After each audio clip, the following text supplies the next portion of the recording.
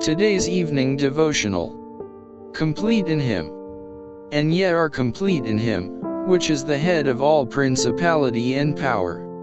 Colossians chapter 2 verse 10. You cannot enter heaven with any deformity or imperfection of character, and you must be fitted for heaven now in this probationary life.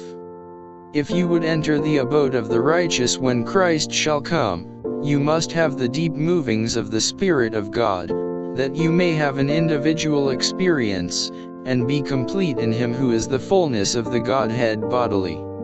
Through the power of the righteousness of Christ, we are to depart from all iniquity. There must be a living connection of the soul with its Redeemer. The channel of communication must be open continually between man and his God, that the soul may grow in grace and in the knowledge of the Lord. But how many do not pray? They feel under condemnation for sin, and they think they must not come to God until they have done something to merit His favor, or until God has forgotten about their transgressions. They say, I cannot hold up holy hands before God without wrath or doubting, and therefore I cannot come. So they remain away from Christ, and are committing sin all the time in so doing, for without Him you can do nothing but evil. Just as soon as you commit sin, you should flee to the throne of grace, and tell Jesus all about it.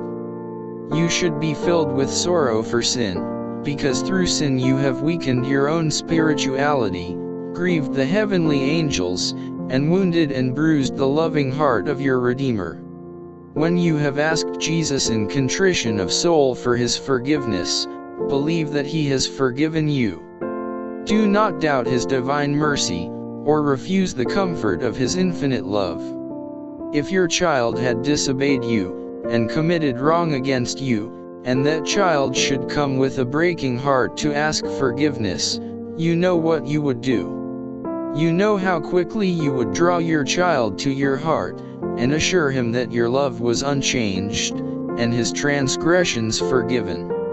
Are you more merciful than your merciful Heavenly Father, who so loved the world that He gave His only begotten Son, that whosoever believeth in Him should not perish, but have everlasting life? John 3:16. You should go to God as children go to their parents.